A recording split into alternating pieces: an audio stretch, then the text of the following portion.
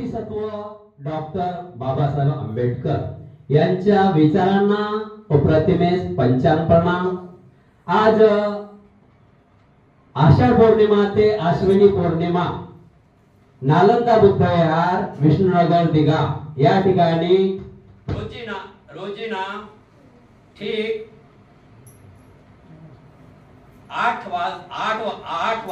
8 ते 9:30 वाजेपर्यंत मिलिंद प्रश्न या ग्रंथाचे वाचन होत आहे। या कार्यक्रमात उपस्थित सर्व उपासक उपासिका बालक बालिका आजचा आपला चौथा दिवस आहे।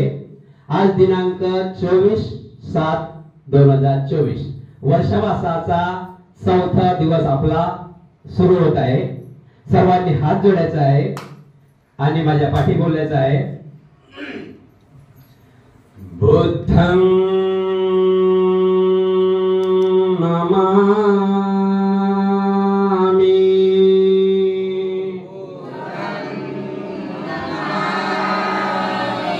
धम्मं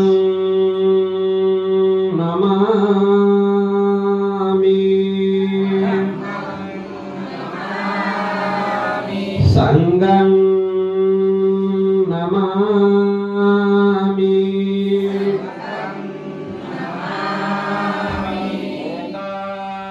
वन्दामि भन्ते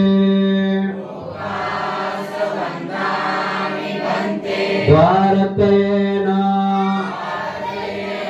कात्ता साब्बा अपराधा क्षमतु मे भन्ते द्वितीयंपि ओकास वन्दामि भन्ते द्वारकेण कात्ता साब्बा अपराधा क्षमतु मे भन्ते तृतीयंपि ओकास वन्दामि भन्ते द्वारकेण कात्ता साब्बा अपराधा क्षमतु मे भन्ते ओकास अहं भन्ते त्रिशरणेन साद्धि पंचशीला धम्मं याचामि अनुग्रह तत्वा शीला देथ मे भन्ते द्वितीयंपि अहं भन्ते त्रिशरणेन साद्धि पंचशीला धम्मं याचामि अनुग्रह तत्वा शीला देथ मे भन्ते तृतीयंपि अहं भन्ते त्रिशरणेन साद्धि पंचशीला धम्मं याचामि अनुग्रह तत्वा शीला देथ मे भन्ते यमं वदामि तव देथ नमो तस्सा भगवतो अरहतो सम्मा संबुद्धस्सा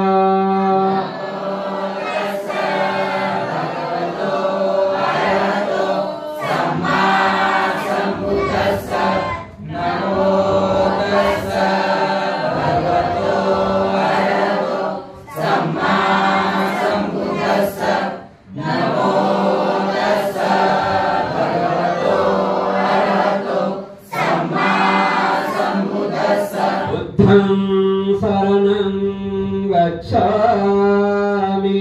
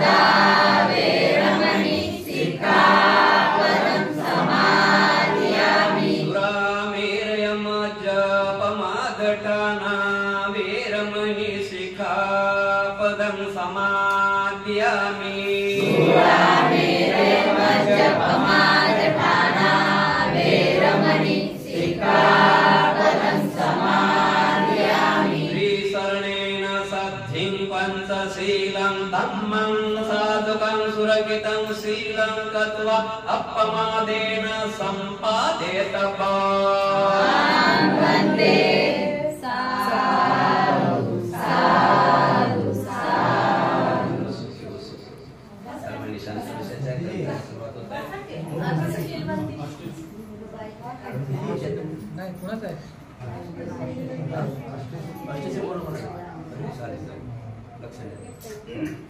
तिकडे टाकून द्यायचे ना पुढच्या आहेत ना तुम्ही अष्टशील द्या टाइम होत चाललाय पुढची द्यायची ठीक आहे अष्टशील हात जोडायचे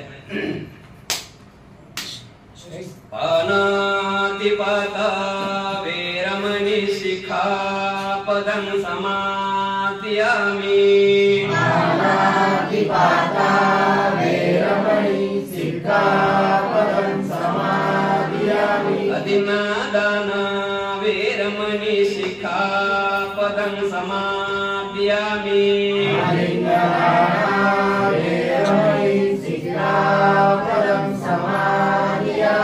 ब्रह्मचर्या वेरमणि शिखापदं समादयामि ब्रह्मचर्या वेरमणि शिखापदं समादयामि मुसावादा वेरमणि शिखापदं समादयामि मुसावादा वेरमणि शिखापदं समादयामि सुराम मेरयम जपमादठाना वेरमणि शिखापदं समादयामि सुरामेरयमज्जपमादठाना वेरमणि शिखापदं समादयामि विकाल भोजना वेरमणि शिखापदं समादयामि विकालभोजना वेरमणि शिखापदं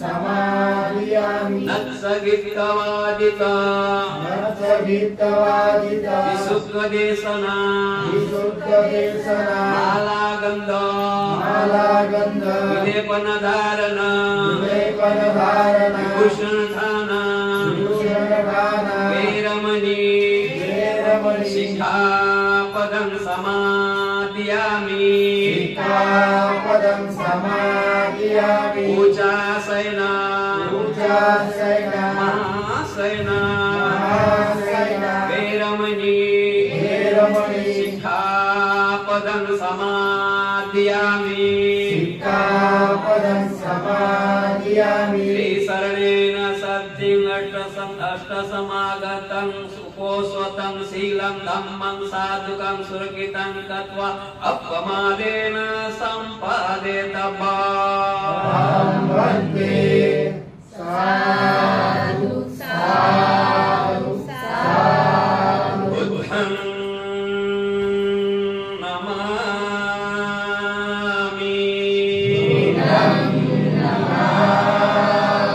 धम्मं नमामि संघं नमामि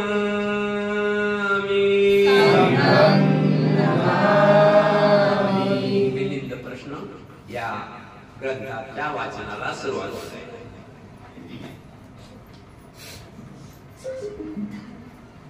हॅलो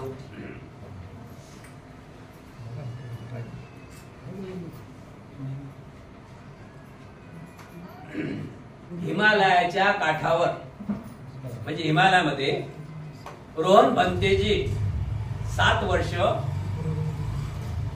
विपश्यना म्हणजे ध्यान साधना करत होते. अहरंत भंतेजी होते. ते भंतेजी अहरंत होते आणि असे मोठे भंतेजी 7 वर्ष विपश्यना स्वतःसाठी करत आहेत आणि संघ हा अडचणीत आहे. कशामुळे अडचणीत आहे की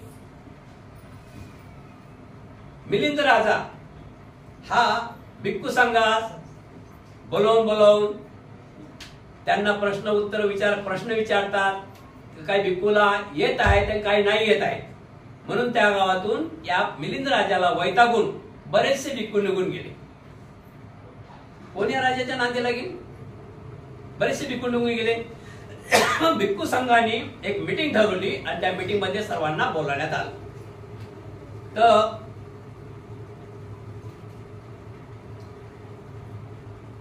त्यामध्ये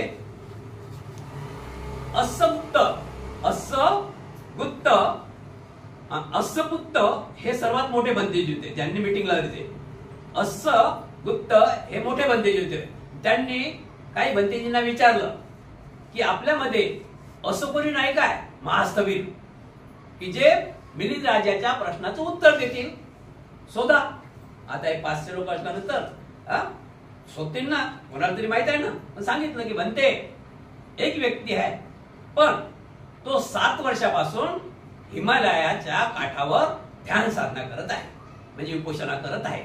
काय आहे त्यांचं नाव? अस्सपुत्त बोलले. त्यांचं नाव काय आहे? मग रोहन नावाचं अस्सपुत्ताने सांगितलं की काही करा, त्या रोहन भंतेजीला घेऊन या. हिमालयावर जा. काही दूत पाठवले, भिक्खू पाठवले आणि त्या भंतेजीला घेऊन या. ते भंतेजीला घेऊन आले. रोहन भंतेजी आले. रोहन भंतेजी आल्यानंतर अस्सपुत्त भंतेजी म्हणतात त्यांना की भंते आयुष म्हणजे सन्मानीय. जसं उपासक उपासिका तसं भिक्खूला काय म्हणतात? आयुष. भिक्खू आणि भिक्खूला काय म्हणतात? आयुष. जसं मी तुम्हाला उपासक म्हणतो, उपासिका म्हणतो की नाही, तसं भिक्खूला काय म्हणतात? आयुष. या तुमचं स्वागत आहे. तर अशा प्रकारे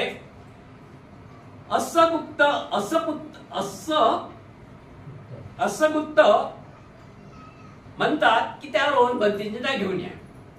असं म्हटल्यानंतर मग भिक्खू लोक निघून गेले काही हिमालयाच्या काठावर. तर त्यांना माहित होतं त्या ठिकाणी गेले, सांगितलं की असं गुप्त बंतेजीने तुम्हाला बोलावलेलं आहे आणि भिक्खू संघ आज संकटात आहे. तुम्ही 7 वर्ष झाली इथं ध्यान करत आहात. तुम्ही अर्थ भिक्खू आहात, अर्थ प्राप्त झालेली भिक्खू आहात. तुम्हाला दिसलं नाही? चला तुम्ही तिथं. आले रोहन बंतेजी. रोहन बंतेजी आल्यानंतर असं गुप्त बंतेजी म्हणतात, रोहन बंतेजी, तुम्हाला माहित असून सुद्धा तुम्ही स्वतःच्या कल्याणासाठी, स्वतःच्या मंगलासाठी, स्वतःच्या मंगलासाठी ध्यान साधना करता. भिक्खू संघ अडचणीत आहे. तुम्हाला दंड भोगावा लागेल. कशामुळे? की तुम्ही 7 वर्ष ध्यान साधना करता, त्यामुळे तुम्हाला दंड भोगावा लागेल. मग संघाच्या अटी मान्य करावं लागतील ना. तर रोहन बंतेजी बोलले, ठीक आहे भदंत, मी दंड भोगायला तयार आहे. मग दंड कोणता दिला त्यांना दंड दिलाय आयुष रोहन. तर याबद्दल तुम्ही दंड भोगावा लागेल. आयुष म्हणजे रोहन म्हणजे आयुष्यमान. आयुष रोहन, तुम्हाला 7 वर्षे तुम्ही इथं नाही आणि संघ अडचणीत आहे म्हणून तुम्हाला आता दंड भोगावा लागेल. ठीक आहे म्हणते, मी कोणताही दंड कर्म करू, मला कोणताही दंड तुम्ही देऊ शकता, असं रोहन बंतेजी म्हणाले. आयुष रोहन हिमालय पर्वताच्या पायथ्याशी, असं गुप्त म्हणतात, आयुष रोहन, तुम्हाला आता दंड दिला. तुम्हाला दंड कोणता द्यायचा सांगा. आता बघा दंड काय देतात. आयुष रोहन हिमालय पर्वताच्या पायथ्याशी कंजल नावाचे एक ब्राह्मणाचे गाव आहे. हिमालयाच्या पायथ्याशी कजंगल नावाचे एक ब्राह्मणाचे गाव असून तिथे सोनुत्तर नावाचा एक ब्राह्मण आपल्या कुटुंबासह राहतो.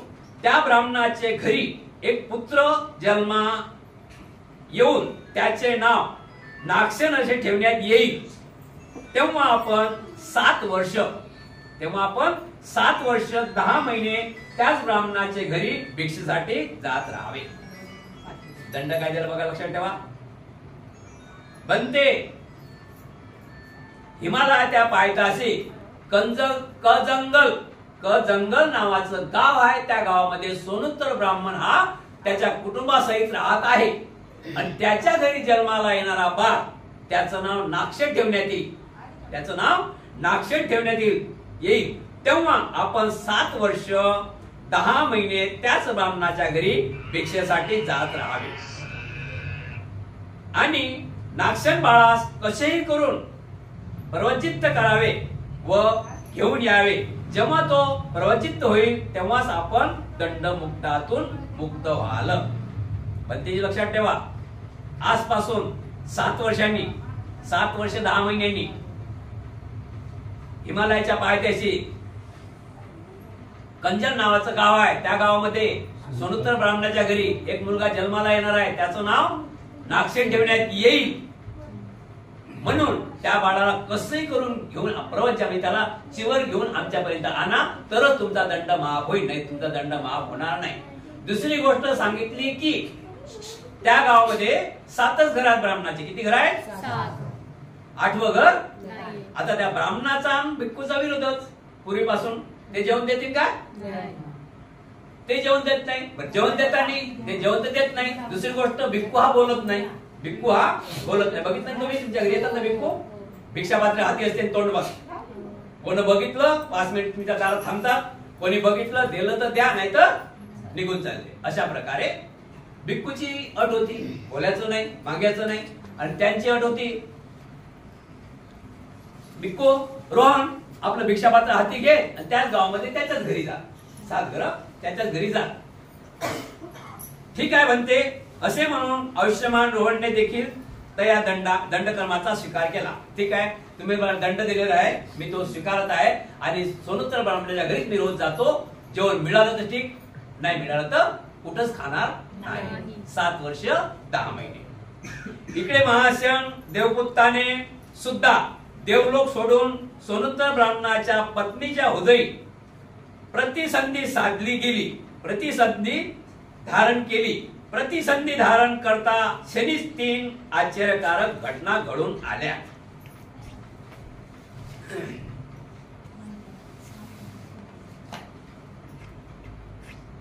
ज्याचं नाव नागशेन ठेवण्यात येत होतं, ज्यांचं नाव नागशेन ठेवण्यात होतं ते देवलोकात होते. ज्यांचं नाव नागशेन ठेवण्यात होतं ते देवलोकात होते आणि ते देवलोक त्यांनी सोडून लगेच सोनोत्तर ब्राह्मणाच्या घरी येऊन त्यांच्या पत्नीच्या हृदयात आपली जागा निर्माण केली. त्यांना संधीच पाहिजे होती, तर त्या संधी त्यांना तिथे मिळाली. त्या दिवशी सर्व शास्त्रत्र प्रवचित झाली. म्हणजे त्या दिवशी सर्व शास्त्रत्र म्हणजे सर्व ब्राह्मण अमुक सर्व आनंदित झाले. त्यांनी प्रवेश घेतला. नागशेंनी त्यांच्या आईच्या हृदय प्रवेश घेतला. त्या रोजी सर्व शास्त्रज्ञ प्रवचित झाली. दुष्काळ असून देखील नवीन पीक भरपूर प्रमाणात आले. दुष्काळ होता तरी सुद्धा नवीन पीक भरपूर आले आणि जोरदार दृष्टी वर्षाव झाला. म्हणजे पाऊसही आला. शास्त्रज्ञ म्हणजे सर्व जे काय पंडित महापंडित सर्व आश्रित झाले आणि दुष्काळ होता तर त्या गावात पिकाची चांगली भरभराट झाली. अशा 3 घटना ज्या वेळेस नागशेंनी आईच्या हृदयात धारणा केली, गर्भधारणा केली तो दिवस. इकडे रोहन देखील प्रतिसंधी ग्रहण करण्याच्या वेळापासून 7 वर्ष 10 महिने न चुकता त्या सोनोत्तर ब्राह्मणाच्या घरी भिक्षेत जात राहिला. दंड आहे, शिक्षा आहे. म्हणून रोहन पंथीजी दररोज उठला की त्या ब्राह्मणाच्या घरी जायचा, दररोज उठला की त्या ब्राह्मणाच्या घरी जायचा, असं तो जात राहिला. परंतु एवढ्या काळात त्यास चुकून देखील एखाद्या वेळी वाटीभर भात, चमचाभर आमटी आणि पाणी किंवा नमस्कारही लाभला नाही किंवा स्वागताचे शब्द सुद्धा लाभले नाहीत. उलट अपमान व तिरस्काराचे कडू शब्द मात्र गिळवकृत करणे त्याच्या नशिबी आले. एवढे नव्हे तर त्यास समंजसपणे भलते पुढे जा असेही सांगणारी एखादी व्यक्ती देखील त्या घरी दिसून आली नाही. परंतु 7 वर्ष 10 महिने लोटल्यानंतर एके दिवशी भलते आपण पुढे जा असे कोणीतरी बोलले आणि त्याच क्षणी सोनोत्तर ब्राह्मण आपले काम आटोपून बाहेरून घरी परत येत होता. तेव्हा रस्त्यामध्येच त्यांच्या घरून परत जात असलेल्या रोहन स्थविरांची गाठ पडली. तेव्हा ब्राह्मण त्यास म्हणाला, हे साधू पुरुषा, तुम्ही आमच्या घरी गेले होते काय?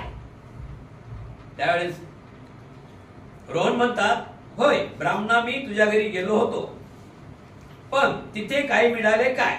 माझ्या घरी गेल्यावर तुम्हाला तिथे काही मिळाले काय? सोनोत्तराने विचारलं की माझ्या घरी गेल्यानंतर तुम्हाला तिथे काही मिळालं काय? होय ब्राह्मणा, खूप काही मिळालं. हे ऐकून मनोमनच आनंदाला व घरी गेला आणि घरच्या लोकांना विचारले, तुम्ही त्या भिक्षूस काही दिले काय? आम्ही त्यास काही दिले नाही. घरच्या लोकांनी उत्तर दिलं की आम्ही त्यास काही दिले नाही. घरच्या लोकांकडून वरील उत्तर ऐकून सोनोत्तरास त्या भिक्षूचा फार संताप आला आणि दुसऱ्या दिवशी तो आपल्या दरवाजासमोर स्थविर होण्याची वाट पाहत होता.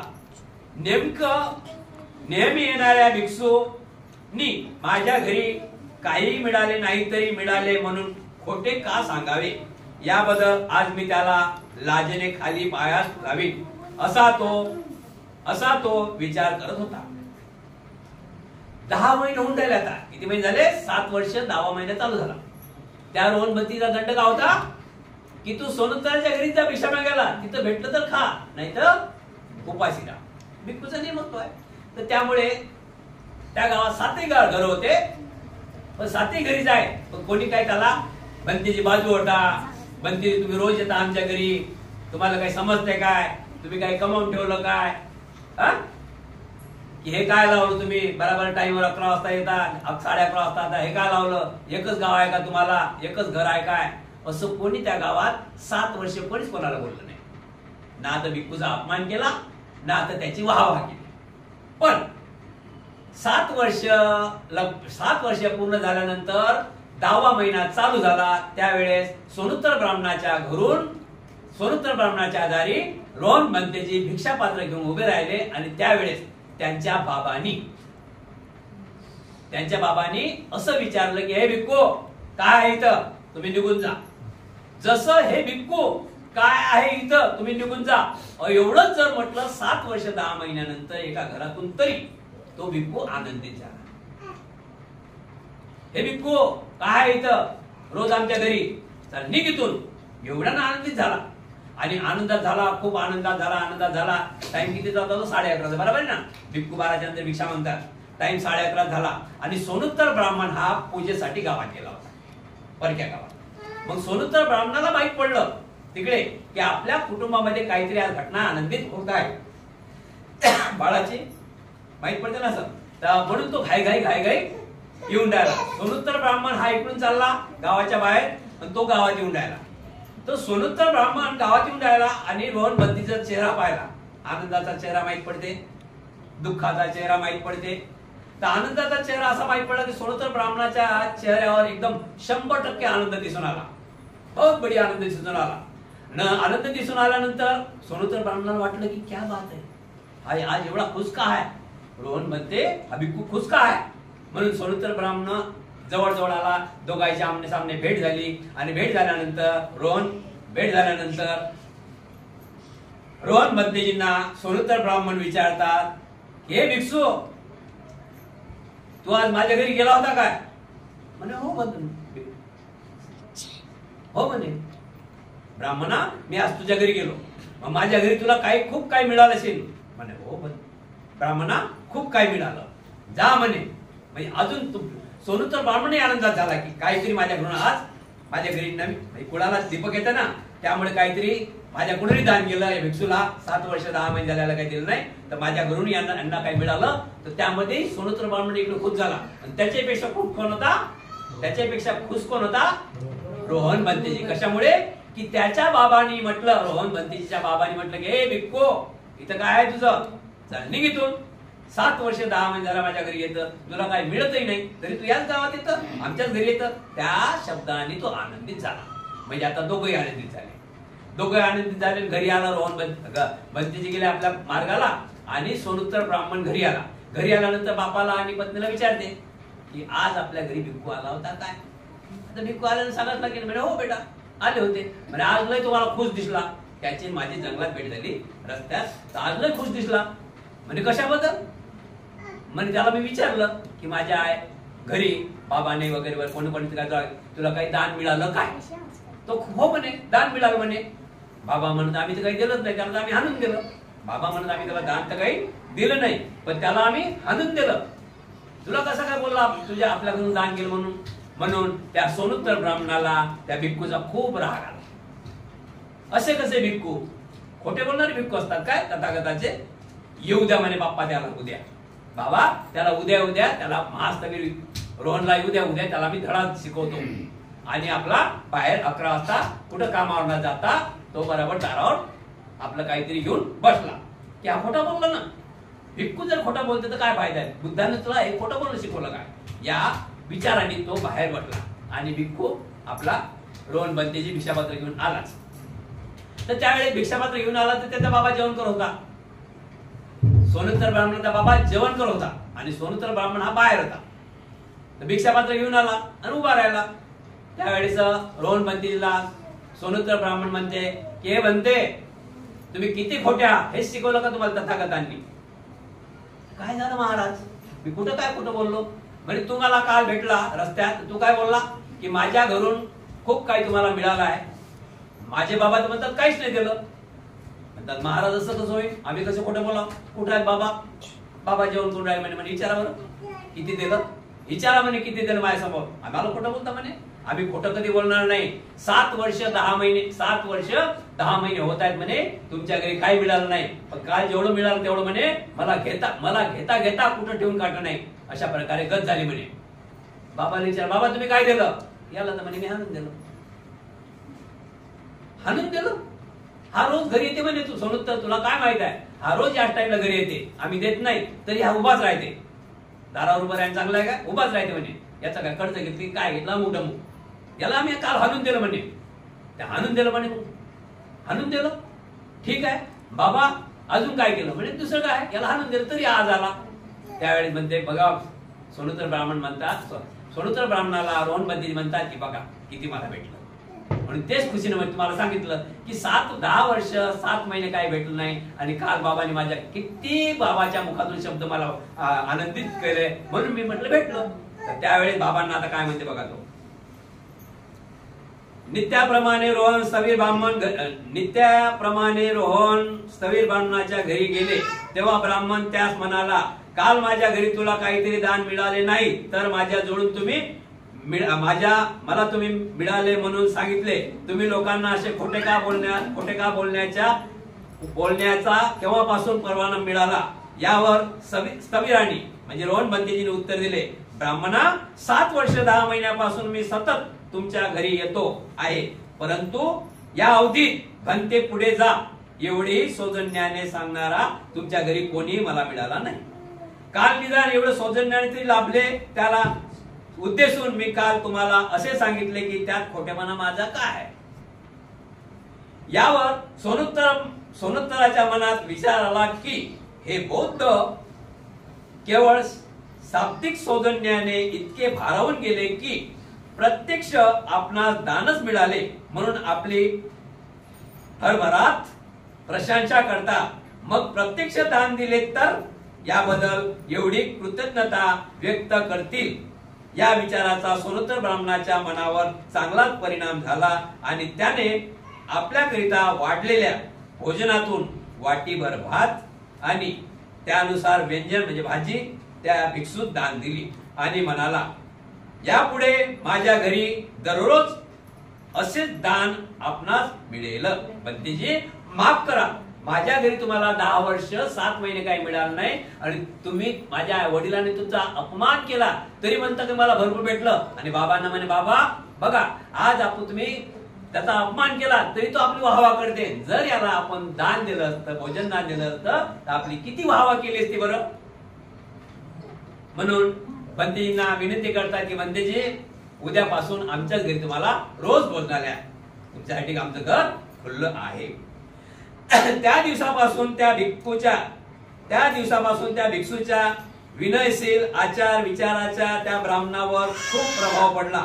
त्यांनी दररोज आपल्या घरी यावे असे त्यास वाटू लागले आणि यापुढे नेहमी आपल्या घरी भोजनास यावे म्हणून त्याने स्थविरात प्रार्थना केली की भिक्खू, आजपासून तुम्हाला कोणाच्याच घरी जायचं काम पडणार नाही. तुमच्या टाइमवर यायचं आहे, तुम्हाला सर्व प्रकारे भोजन मिळेल अशी आमची इच्छा आहे, म्हणून तुम्ही आमच्या घरी उद्यापासून भोजनाला यायचं आहे. स्थवीर रोहनने खूप चुप राहूनच निमंत्रणाचा स्वीकार केला. दररोज भोजनापरांगत जाण्यापूर्वी रोहन स्थवीर काही ना काही भगवान बुद्धांचा उपदेश करीत असत. रोहन बंदीजी जेवण करत, पण फुकट नाहीत खात. जेवण केल्यानंतर ते भगवंताचा धम्म म्हणजे प्रवचन त्याला देत राहत होते. नागशनाचा जन्म, ठीक आहे. आता रोहन बंदी त्यांच्या घरी आता जेवणाला चालू झाला. बाळाचा अजून जन्म झाला नव्हता. आता संधी कोणाला आहे? संधीचं वाट बघून राहिलं. कोण संधीचं वाट बघून राहिलं? रोहन बंतेची. आपला दंड मोकळा झाला पाहिजे म्हणून. नागशनाचा जन्म. सोनोत्तराची पत्नी आता गरोदर होती. 10 महिने पूर्ण झाल्यानंतर तिने एक सुंदर मुलास जन्म दिला. त्याचे नाव नागसेन असे ठेवण्यात आले. तो वाढू लागला. 7 वर्षाचा झाला तेव्हा त्याचे वडील त्यास म्हणाले, प्रिय बाळ नागसेन, आपल्या अंश परंपरेची विद्या तू शिकावीस हे बरे. ती विद्या तर कोणती आहे पिताजी? बाळ नागसेन बोललात. बाळ नागसेन, 3 वेद आणि दुसरे क्लेशचे ज्ञान हीच खरी विद्या. पिताजी, मी हे सर्व शिकेन. तेव्हा सोनोत्तर ब्राह्मणाने कोणत्या एका ब्राह्मण आचार्यास 1 सहस्त्र मुद्रा दक्षिणा म्हणून दिल्या आणि त्यांच्याकरिता आपल्या घरीच योग्य ठिकाणी नागसेनास शिकवण्यासाठी आसन लावून दिले व शिक्षकास म्हणाला, हे ब्राह्मण, तुम्ही नागसेनास पवित्र वेद धर्म शिकवा. आचार्याने नागसेनास वेद मात्र शिकवण्यास सुरुवात केली.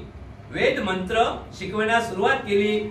मुळातच तलख बुद्धी व हुशार नागसेनाने पहिल्या उजळणीतच वेद म्हणणं, वेद मग्न मुखादात केले आणि त्याचा अर्थ परिपूर्ण समजून घेतला. कोणत्या श्लोकाचे निश्चित स्थान तो अचूकपणे ओळखीत असे. त्याच्या अंतःकरणात एक प्रकारची वेदासंबंधी दिव्य दृष्टी प्राप्त झाली. त्यातील शब्द ज्ञान, अध्याक्षरे, व्याकरण आणि वेदांतील पात्राचे चारित्र या संबंधी अंतर्गत त्यास परिपूर्ण समजले. तो भाषांतज्ञ, व्याकरण तज्ञ, तसेच लोकमन आणि महापुरुष लक्षण शास्त्राबरोबर तो अनेक शास्त्रातही परिपूर्ण पंडित झाला. नागसेनचा जन्म झाला 7 वर्ष झाले आता, बरोबर आहे की नाही? 7 वर्ष झाले नागसेनचा जन्म झाला आणि त्याला त्याच्या वडिलांनी चांगल्या गुरुकडे त्याला शिकवायला सांगितलं. तो एवढा चतुर आणि हुशार होता की जे गुरुजाई समजावून सांगत ते तो चटकन त्याचा आत्मसात करत राहिला होता, एवढा हुशार होता. यानंतर नागसेनाने वेदशास्त्रात पारंगत प्राप्त केल्यानंतर आपल्या वडिलास विचारले, पिताजी, आपला ब्राह्मण अंशानुसार एवढेच शिकायचे होते की अजून यापुढे शिकायचे आहे. आता ज्या वेळेस रोहन बनतेजी त्याच्या घरी जात तर हा मुलगा मोठा होता, 7 वर्षाचा झाला आता, बरोबर आहे की नाही? 7 वर्षाचा मुलगा झाला, मोठा 7 वर्षाचा झाला. तर हा रोहन बनतेजी त्याच्याकडे जात भोजनाला. तर भोजन घेतल्यानंतर रोहन बनतेजी भगवान बुद्धाच्या मुखातला धम्म त्याला समजावून सांगत त्या घरात. त्यामुळे तो सरळ रोहन बनतेजी सरासरी तो ऐकतच होता. बाळ नागसेन, जगातील सर्व ज्ञान वेदांतच आहे, आता काही शिकायचे उरले नाही. तेव्हा नागसेनाने गुरु समोर अंतिम उजळणी करून घेतली व तेथून तो बाहेर पडला. तो आपल्या पूर्व संस्कारानुरूप एकांत स्थळी जाऊन गुरुजवळ शिकलेल्या ज्ञानाचा आढावा घेत चिंतन करत बसला. परंतु वेद विद्येत आधी मध्य अंतिम अवस्थेत मानवोपयोगी महत्वपूर्ण असे त्याला काही एकही सापडले नाही. तेव्हा तो बेचैन झाला व मनाशीच म्हणाला, हे तिन्ही वेद म्हणजे तुष्य आहेत, पोकळ आहेत, मूर्छाप्रमाणे आहेत, त्यात सार नाही, अर्थ नाही किंवा सत्यही नाही. जे वेदांत आहे, वेद जो शिकला त्यामध्ये माणसाच्या जीवनाचा त्याला काही अर्थ नाही, म्हणून ते वेद त्याला पोकळ वाटले. नागसेनाचा अंतःकरणाने व्यक्त केलेली प्रतिक्रिया जाणून घेतली. त्यांनी आपले चिवर बदलले, हाती भिक्षापात्र घेतले व वंदनी येथून अदृश्य होऊन कंजर नावाचे ब्राह्मण गाव गाठले. नागसेनाच्या अंतःकरणाने व्यक्त केलेली प्रतिक्रिया जाणून घेतली आणि त्यांनी आपले चिवर बदलले, हाती भिक्षापात्र घेतले व वंदनीय येथून अदृश्य होऊन कजंगल नावाचे ब्राह्मण गाव सोडले. नागसेनाची आयुष्यमान रोहनची भेट. स्थवीर रोहन सोनुत्तराच्या घरी चालला होता. त्यावेळी नागसेन दारातच उभा होता. स्थविरास पाहून तो मनोमन आनंदला, प्रफुल्लित झाला. रोहनाच्या तेजयुक्त शांत मुद्रेकडे पाहून तो भिक्षूस मानवी जीवनाचे सार माहीत असावे असे वाटून भिक्षू प्रति त्याच्या मनात प्रीती उत्पन्न झाली व तो त्याच्या जवळ जाऊन म्हणाला, हे महाशय, असे डोक्याचे मुंडन केलेले व पित्त वस्त्र धारण केलेले आपण कोण? रोहन बनतेजीची आणि नागसेनाची भेट होती. रोहन बनतेजी त्याच्या घरी जेवणाला चालला. त्यावेळेस तो नागसेन त्याच्या दारीच उभा होता आणि रोहन बनतेजीला विचारते की तुम्ही पिस्त्र वस्त्र धारण केले आहे, डोक्याचे मुंडन केलेले आहे, तुम्ही असे कोण? बाळ, मी एक भिक्षू आहे. रोहन उतरला. तुम्ही भिक्षू कशा आहात? पुन्हा नागसेनाने विचारणा केली. पापरूपी मळाचा नाश करण्यासाठी मी भिक्षू झालो आहे. रोहन उतरले, पण महाशय, आपण तर इतर लोकांपेक्षा डोक्यावर केस का ठेवत नाही? पुन्हा नागसेनाने प्रश्न केला. अरे, दृष्ट कृत्याचे डाग समाजातून काढण्यासाठी उंच प्रतीचे जीवन जगत असता त्यात 16 दोष आड येतात. हे जाणून भिक्षू डोक्याचे व दाढीचे केस काढीत असतात. नागसेन भंतेजीची आणि रोहनची भेट झाली त्यांच्या घरी. त्यावेळेस ते बोलले की महोदय, तुम्ही डोक्याचे केस का काढता? त्यावेळेस रोहन भंतेजी म्हणतात की त्यापासून बुद्धी चालत नाही. डोक्यामध्ये किती प्रकारचे घाण दाखवलेले आहेत? 16 प्रकारचे घाण दाखवलेले आहेत. म्हणून बाळा आम्ही डोक्याचे आणि दाढीचे केस काढून टाकतो. ते 16 दोष कोणते? ते 16 दोष कोणते केशाचे? रोहन म्हणाले केस आणि दाढी. रोहन म्हणाले बाळा बघ 16 दोष कोणते आहेत केस आणि दाढीमध्ये? रोहन भंते म्हणाले केस आणि दाढी ठेवल्याने वेळोवेळी सावरावे लागते, शृंगारावे लागते, तेल लावावे लागते, 4 केस धुवावे लागते, 5 पुष्पमाळा बांधावी लागते, 6 अंतर लावावे लागते, 7 सुगंधी ठेवावे लागते, 8 हिरडा वापरावा लागतो, 9 आवळ्याचे तेल लावावे लागते, 10 रंगवावे लागते, बांधावे लागते, 11 बांधावे लागते, 12 कंगीने विसरावे लागते, 13 वेळोवेळी नाव्यास बोलावे लागते, 14 केस मोकळे करावे लागतात, 15 केसात उवा पडतात आणि 16 केस झडू लागतात. तेव्हा लोकांना तो छळ वाटतो. त्यामुळे ते दुःखी होतात, पश्चाताप करतात, काही वेळा तर ऊर बळवून रडू लागतात आणि मोहाच्या जाळ्यात सापडतात. बाळा या 16 बाधा आल्या असता मनुष्याला कुशल गोष्टीचे विमसरण होण्याची संभावना आहे. मग आपले वस्त्र देखील इतर लोकांच्या वस्त्रासमान नाहीत हे का? नागसेनाने पुन्हा जिज्ञासेने विचारले. बाळ गृहस्थाचा सुंदर वस्त्रात सुप्त असा 5 लालसा असतात. बाळा आमचे काश्य वस्त्र आहेत याचा मतलब काय की यामध्ये कुठल्याच प्रकारे अभिमान नाही, स्वाभिमान नाही. अभिमान नाही, स्वाभिमान नाही. बाळा गृहस्थाचे सुंदर वस्त्रात सुप्त अशा 5 लालसा असतात. त्यामुळे भयानक धोका उद्भवण्याची शक्यता असते. मात्र काश्य वस्त्र धारण करणाऱ्या त्याचा संकल्पही नसतो. म्हणूनच माझी वस्त्रे ही लोकांच्या वस्त्राहून अधिक वेगळी आहेत असे रोहन स्थगजांनी सांगितले. बरोबर आहे की नाही? या वस्त्राला काही धोका नाही. तुमचे लाल पिवळे वस्त्र मोठं त्यामुळे कधी तो धोका खाऊ शकते. म्हणजे हा श्रीमंत आहे, गरीब आहे, याला कोण म्हणेल कुठे आहे दैली निघले. अशा प्रकारे वस्त्राबद्दलही रोहन भंतेजींनी नागसेनाला समजावून सांगितलेलं आहे. हे महाशय, नागसेन म्हणतात हे महाशय आपण यथार्थ ज्ञान अवगत, हे महाशय आपणास यथार्थ ज्ञान अवगत आहे काय? नागसेनाने परत पुच्छा केली. त्यावेळेस रोहन म्हणतात होय बाळा मला यथार्थ ज्ञान अवगत आहे. याशिवाय जगातील सर्वोत्तम मंत्रही मला अवगत आहे. रोहन म्हणाले. नागसेन म्हणतात हे महाशय ते मला देशील शिकवशील काय? ते मला देशील आणि शिकवशील काय? रोहन म्हणतात होय तर शिकवीन तुम्हाला, तुला शिकवेन. मग शिकवा ना मला ते ज्ञान. तुम्हाला जर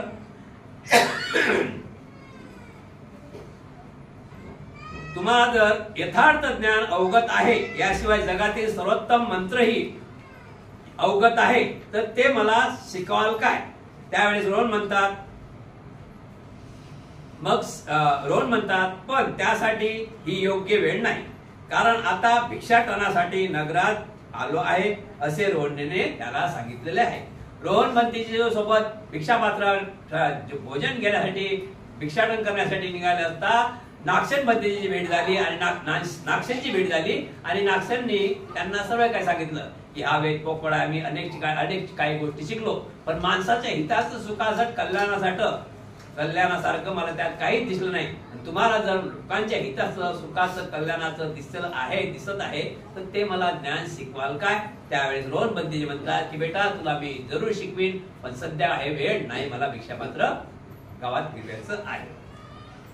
तदनंतर नागसेनाने रोहनाच्या हातातील भिक्षापात्र आपल्या हातात घेऊन त्यांना घरात घेऊन गेला आणि आपल्या हाताने उत्तमोत्तम पक्वान्याचे भोजन वाढून त्यांना स्तुप्त केले.